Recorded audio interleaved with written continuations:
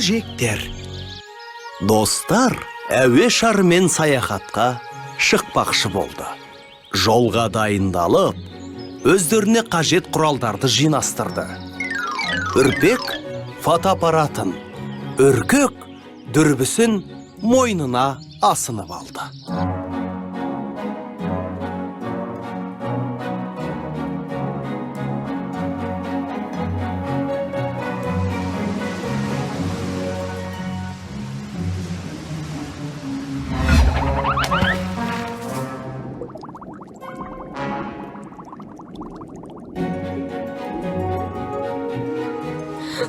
Ай, Үрпек, сен не істедің? Өзің ғой, маған таяу тұрған. Енді менің дүрбімді тауып бер.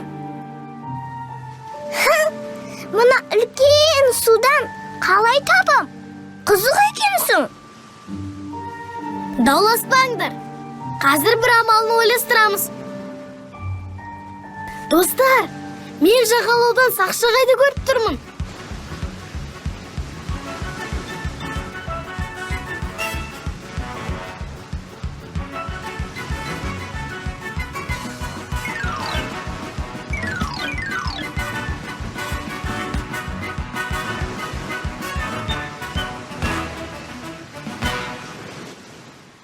Сақшағай, көмектесіңізші.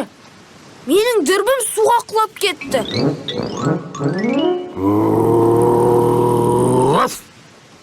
Уайымдама, үркек. Қазір іздеп табамыз.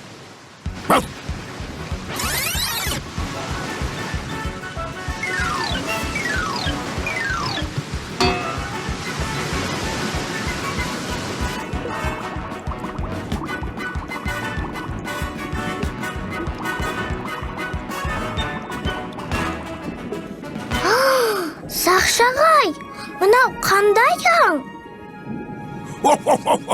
Үрпек, бұл кит, су жануары. Қандай дәу! Киттің салмағы 150 тоннаға дейін барады. Ал ұзындығы 30-35 метр. Вау! О, бұл да кит па? Жоқ, бұл акула. Ол ең әрі қауіпті балық.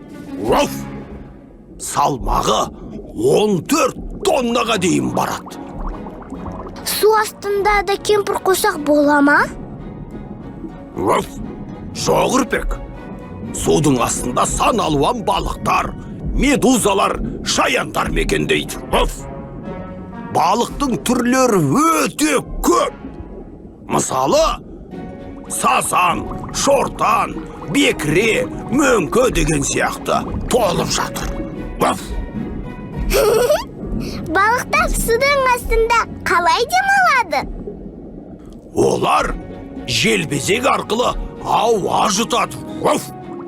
Желбезек суда тіршілік ететін жануарлардың тыныс алу мүшесі.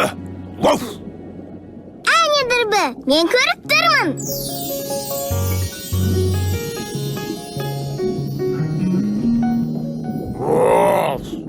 Бұл дүрбі емес, шаян ғой. Оның аяғына оралған үркектің дүрбісін айтам.